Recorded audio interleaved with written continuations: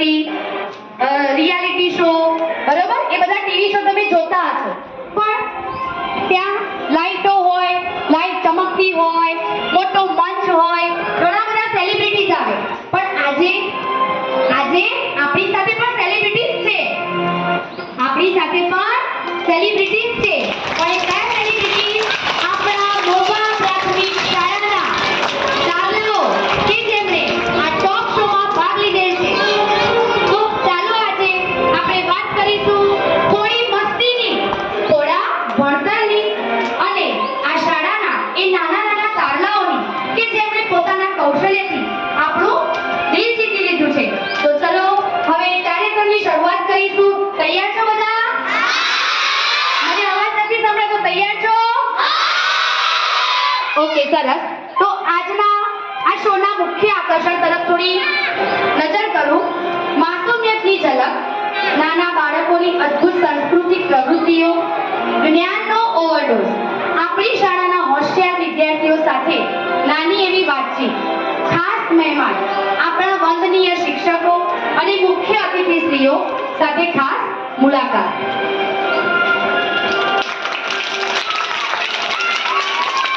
તો ચલો, તમે બધા તૈયાર છો આજના ધમાકેદાર શોની સફર માટે? તમે બધા ઉત્સાહિત છો? તો આપણે આજના ટોક શોને રજૂ કરીશું. મારી સાથે છે ટોક શોમાં ભાગ લેનાર દેવરાજભાઈ, તાળી પાડો. નિમેશ,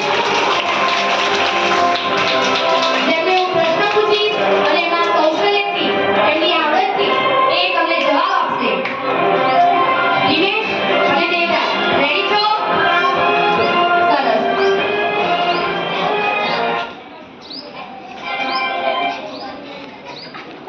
આજના ટોક શોનો આપણો પહેલો વિષય છે મારા સ્વપ્નનું ભારત. તો દેવરાજ, તારા સ્વપ્નનું ભારત કેવું હોવું જોઈએ?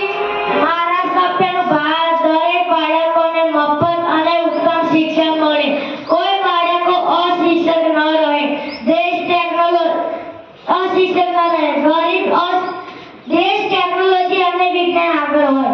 સરસ. નિમિત, તારા મતે આ સ્વપ્ન સાકાર કરવા માટે સમાજે શું કરવું જોઈએ?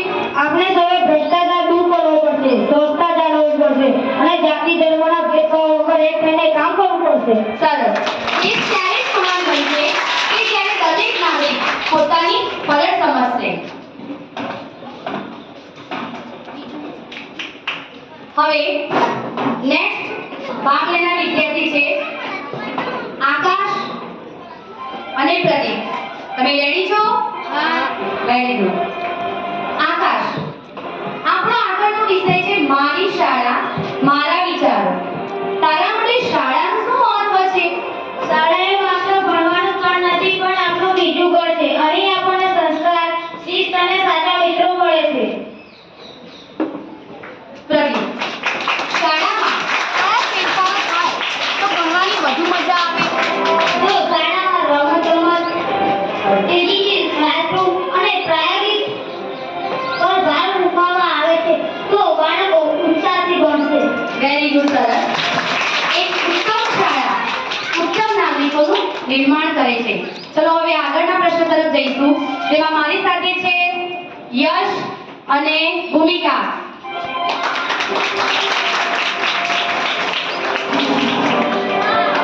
આજે આપણી આસપાસ પ્રદૂષણ વધી રહ્યું છે. આજે આપણી આસપાસ ખૂબ જ પ્રદૂષણ વધી રહ્યું છે, ત્યારે આપણો વિષય બને છે કે પર્યાવરણ બચાવો, દેશ બચાવો. ભૂમિકા, પર્યાવરણનું રક્ષણ કેમ જરૂરી છે? જો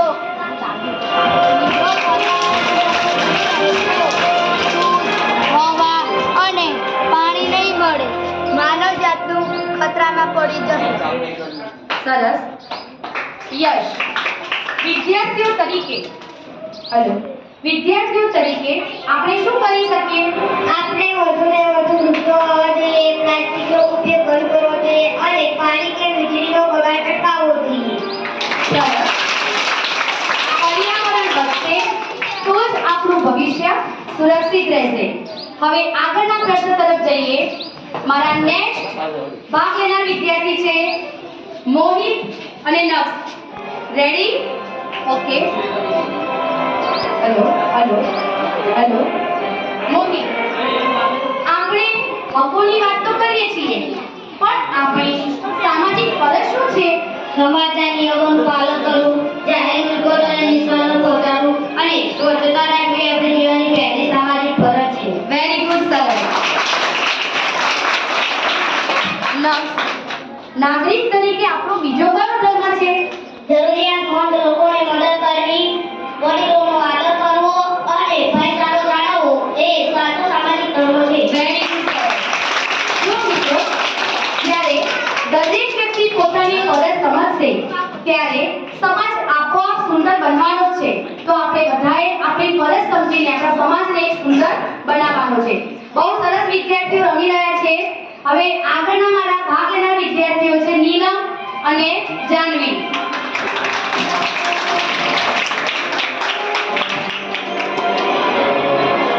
જો મિત્રો, આજના ભાગદોડવાળા જીવનમાં સ્વાસ્થ્ય અને સુખાકારી એ ખૂબ જ જરૂરી છે. નીલમ, શારીરિક રીતે તંદુરસ્ત રહેવા માટે શું કરવું જોઈએ? દરરોજ કસરત કે રમતગમત કરવી જોઈએ. પૌષ્ટિક ખોરાક લેવા માટે એની જરૂર પડે અને બહારનો જંક ફૂડ ટાળવો જોઈએ. Very good sir. અત્યારે આપણે બધા જંક ફૂડ તરફ વધારે વધી રહ્યા છીએ. જંક ફૂડનો જમાનો આવી ગયો છે. આપણે પૌષ્ટિક આહાર નથી લેતા, પણ પૌષ્ટિક આહાર લેવો જોઈએ. સરસ. જાનવી, માનસિક સુખાકારી માટે શું જરૂરી છે? પૂરતી ઊંઘ લેવી, સોશિયલ મીડિયાનો અંકી દેખે ન કરવો અને યોગ્ય ધ્યાન કરીને મનને શાંત રાખવું જોઈએ. Very good sir. જો કહેવાયું છે ને કે પહેલું સુખ તે જાતે નર્યા. સ્વાસ્થ્ય એ જ સાચી સંપત્તિ છે. હવે નેક્સ્ટ ભાગ લેનાર વિદ્યાર્થી છે નીલમ અને ધર્મિષ્ઠા અને ગોપી. તૈયાર છો તમે? હા. Very good. સરસ. રોજબરોજના થતા અકસ્માત આપણે જોઈએ છીએ વિદ્યાર્થી મિત્રો, આપણે રોજબરોજ જોઈએ છીએ કે બધાને અત્યારે સમયના માટે ઝડપથી પહોંચવું હોય છે. ઓફિસે ઝડપથી પહોંચવું હોય, ઘરે ઝડપથી પહોંચવું હોય, તો એના માટે બાઇક, ગાડી એ બધી સ્પીડ આપણે એકદમ વધારી દઈએ છીએ. રોજબરોજ એવા કેટલાય નાના મોટા અકસ્માતો થતા જ હોય છે. તો આજે રોજબરોજના થતા અકસ્માતો અટકાવવા આપણે ટ્રાફિક અવેરનેસની જરૂર છે. શેની જરૂર છે? Traffic awareness. તો ધર્મિષ્ઠા, ટ્રાફિકના કયા નિયમો પાળવા જોઈએ? ગાડી ચલાવતી વખતે હેલ્મેટ કે સીટ બેલ્ટ અવશ્ય પહેરવું જોઈએ અને ક્યારેય સ્પીડ લિમિટ ક્રોસ ન કરવી જોઈએ. Very good. ખૂબ સરસ. ગોપી, તારા મતે અકસ્માતનું મુખ્ય કારણ શું હોઈ શકે? ડ્રાઇવિંગ કરતી વખતે મોબાઈલનો ઉપયોગ કરવો અને રોંગ સાઈડમાં ચલાવવું. જો આપણે ધૈર્ય રાખીએ તો અકસ્માત અટકી શકે. વેરી ગુડ સરસ. નિયમોનું પાલન કરો, સુરક્ષિત રહો અને સુરક્ષિત ઘરે પહોંચો. બહુ સરસ રમી રહ્યા છે મારા મોભા પ્રાથમિક શાળાના વિદ્યાર્થીઓ માટે તાળીઓ પાડી દો. હવે આગળના પ્રશ્ન તરફ જઈશું. પોષણયુક્ત ખોરાકનો સ્વીકાર, જેમાં ભાગ લીધો છે પ્રદીપ અને મીનલે. તો મીનલ બેટા, આજે તારો વિષય છે પોષણયુક્ત ખોરાકનો સ્વીકાર. તો આજના યુવાનો ફાસ્ટ ફૂડ તરફ કેમ વધી રહ્યા છે? સિદ્ધના સ્વાદ માટે લોકો ફાસ્ટ ફૂડ ખાય છે, પણ તે શરીરમાં ચરબી અને રોગો વધારે છે. Very good sir. જો આપણે ફાસ્ટ ફૂડ ખાઈશું તો આપણા શરીરમાં ચરબી અને રોગોનું પ્રમાણ વધવાનું છે. ધીરે ધીરે રોગ વધી રહ્યા છે. એનું કારણ છે જંક ફૂડ, ફાસ્ટ ફૂડ. તો એને આપણે અવોઇડ કરવું જોઈએ. ચલો પ્રદીપભાઈ, હવે તમે પોષણયુક્ત આહારના શું ફાયદા છે તે જણાવશો? ઘરમાં બનેલું દાળ ભાત, લીલા શાકભાજી, ફળો અને દૂધથી શક્તિ વધારે છે. તે રોગ પ્રતિકારક શક્તિ વધારે છે. Very good sir. તંદુરસ્ત શરીર માટે પૌષ્ટિક આહાર જ એ શ્રેષ્ઠ વિકલ્પ છે. હવે આપણી સાથે નવા બીજા એક વિદ્યાર્થીઓ છે જેમણે ભાગ લીધો છે ધર્મિષ્ઠા અને ગોપી. તાળીઓ સાથે એને વધાવી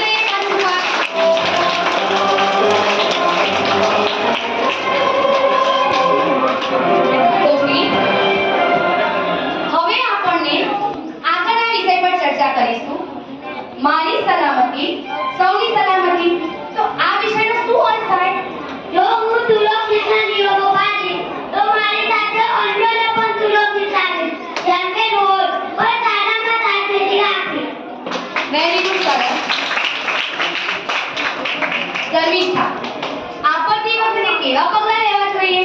આર્થિક ભૂકંપ જેવી આપત્તિ વખતે ગભરાયા વગર ઇમરજન્સી પ્લાન અને સુરક્ષાના પગલાંનું પાલન કરવું જોઈએ. વેરી ગુડ, સરસ, ખૂબ સરસ. વિદ્યાર્થીઓ ખૂબ સરસ જવાબ આપી રહ્યા છે. સાવચેતી એ જ સલામતીની ચાવી છે. હવે આગળના પ્રશ્ન તરફ જઈશું, જેમાં ભાગ લીધો છે જાહ્નવી અને નીલમબેને.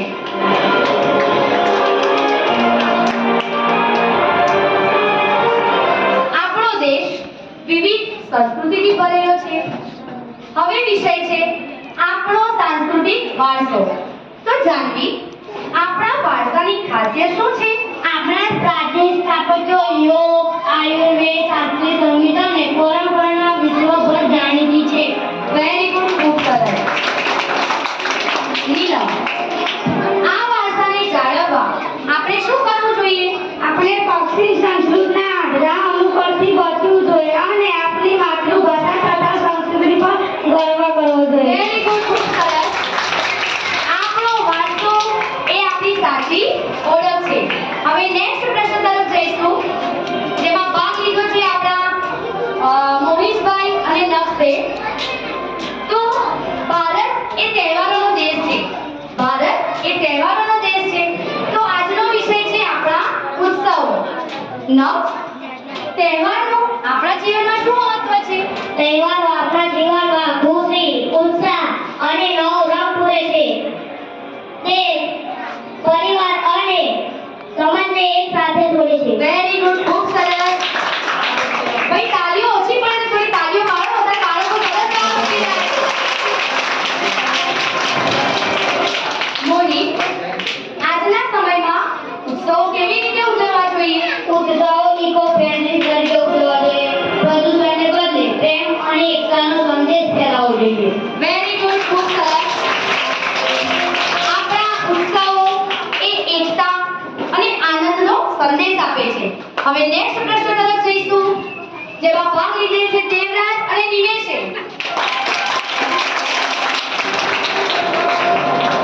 તો દેવરાજ અને નિમેશ રેડી છો? તમારો વિષય છે એક ભારત શ્રેષ્ઠ ભારત. તો નિમેશ, આ અભિયાનનો મુખ્ય ઉદ્દેશ્ય શું છે? દેશના અલગ અલગ રાજ્યોની ભાષા, સાંસ્કૃતિક અને ખાનપાનને સમજીને દેશમાં એકતા મુજબ કરવાનો છે. વેરી ગુડ, ખૂબ સરસ.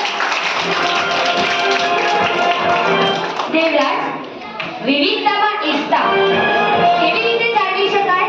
આપણે દરેક રાજ્યના લોકો અને તેમની પરંપરાનો આદર કરવો જોઈએ.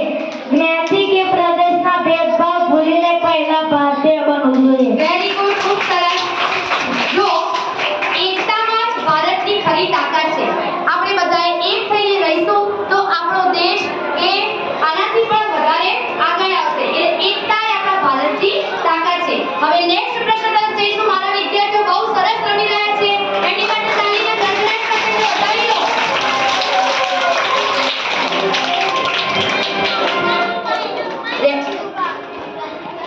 હવે મારા નેક્સ્ટ પ્રશ્ન તરફ હું જઈ રહી છું, જેમાં યશ અને ભૂમિકા જવાબ આપશે. વિષય છે તમારો મારું કૌશલ્ય મારું ભવિષ્ય. મારું કૌશલ્ય, જો આજે આપણે લાઈફ સ્કિલ, આજે આપણે અહીંયા લાઈફ સ્કિલ નું આયોજન કરેલું છે. સ્કિલ એટલે કૌશલ્ય, બરોબર? તો અહીંયા આજે આ મંચ ઉપર તમારામાં કેટલું કૌશલ્ય છે એની રજૂઆત કરવાનો આજનો આ સરસ દિવસ છે. એના માટેનું આ આયોજન આપણે કરીએ છીએ. તો ટોક શો નો પણ આ વિષય છે કે મારું કૌશલ્ય મારું ભવિષ્ય. મારું કૌશલ્ય મારું ભવિષ્ય. જો તમારામાં કૌશલ્ય હશે તો તમારું ભવિષ્ય ઉજ્જવળ બનશે. તો અહીંયા યશ, માત્ર ડિગ્રી પૂરતી છે કે કૌશલ્ય એટલે કે સ્કિલ પણ જરૂરી છે? માત્ર ડિગ્રી કામ નથી. પ્રેક્ટિકલ સ્કિલ જેમ કે કોડિંગ, કમ્યુનિકેશન, ટેકનિકલ નોલેજ હોવું ખૂબ જ જરૂરી છે. વેરી ગુડ, ખૂબ જ સરસ. કે એટલું પ્રેક્ટિકલ પણ આપણે બનવું જોઈએ. એટલી ડિગ્રી કામ આવતી નથી. એના માટે આપણે પ્રેક્ટિકલ બનીશું તો જ આપણું કૌશલ્ય ખીલશે. ભૂમિકા, નેક્સ્ટ પ્રશ્ન. પોતાનામાં રહેલું કૌશલ્ય કેવી રીતે ઓળખવું જોઈએ? આપણને જે કામ કરવાનો શોખ હોય તેના સતત અભ્યાસ અને તાલીમ લઈને કૌશલ્ય કેળવવું જોઈએ. જે ભવિષ્યમાં સફળતા અપાવશે. Very good. ભૂમિકાબેને સરસ કીધું કે ભાઈ આપણામાં જે આપણે જેનો શોખ હોય એમાં સતત અભ્યાસ કરતા રહીશું તો આપણે ભવિષ્યમાં સફળ થઈશું. તો કૌશલ્ય જ આપણું ઉજ્જવળ ભવિષ્ય નક્કી કરે છે. કૌશલ્ય જ આપણું ઉજ્જવળ ભવિષ્ય નક્કી કરે છે. સરસ. હવે નેક્સ્ટ એન્ડ લાસ્ટ ક્વેશ્ચન જેના ભાગ લીધો છે પ્રદીપ અને નિમેશ. સોરી, આકાશ. આજનો છેલ્લો અને મારો લાસ્ટ પ્રશ્ન છે આ ટોક શોનો અને એનો વિષય છે ઇન્ટરનેટ અને ટેકનોલોજી. ₹20 received on PhonePe. તો પ્રદીપ, તારા મતે આ આશીર્વાદ કેમ છે? ઇન્ટરનેટથી ભણવાનું સરળ બન્યું છે. કોઈ પણ માહિતી સેકન્ડોમાં મળી જાય છે. તે વિશ્વ સાથે જોડાય છે. જેનો આપણને સૌને આશીર્વાદ છે. Very good. ખૂબ સરસ. આકાશ, તો પછી તે અભિશાપ ક્યારે બનશે? જ્યારે બાળકો આખો દિવસ ગેમ્સ રમે, રીલ્સ જુએ અને યુટ્યુબનો ખોટો ઉપયોગ કરે ત્યારે તે અભિશાપ બને છે. Very good. ખૂબ સરસ. આજના જમાનામાં બાળકો ગેમ્સ અને મોબાઈલનો સૌથી વધારે ઉપયોગ કરે છે તો એનો ઉપયોગ ટાળવો જોઈએ, બરોબર? ત્યારે તે અભિશાપ બનશે. હવે ટેકનોલોજી ગુલામ બને તો આશીર્વાદ છે, પણ જો આપણે તેના ગુલામ બનીએ તો તે અભિશાપ છે. તાળીઓ સાથે આગળ બાળકોને બતાવી દઈએ. હવે આપણે ટોક શોના અંત તરફ હું જઈશ કે મારા વિદ્યાર્થી મિત્રોએ આ મોભા પ્રાથમિક શાળાના મંચ ઉપર ખૂબ જ સરસ રીતે ભાગ લીધો. સરસ એમની આવડતથી એમને સરસ પ્રશ્નોના મને જવાબ આપ્યા. એ બદલ આજના આ ઉત્કૃષ્ટ વિચારો એમણે જે અહીંયા રજૂ કર્યા છે તે તમામ મારા વિદ્યાર્થીઓનો ખૂબ ખૂબ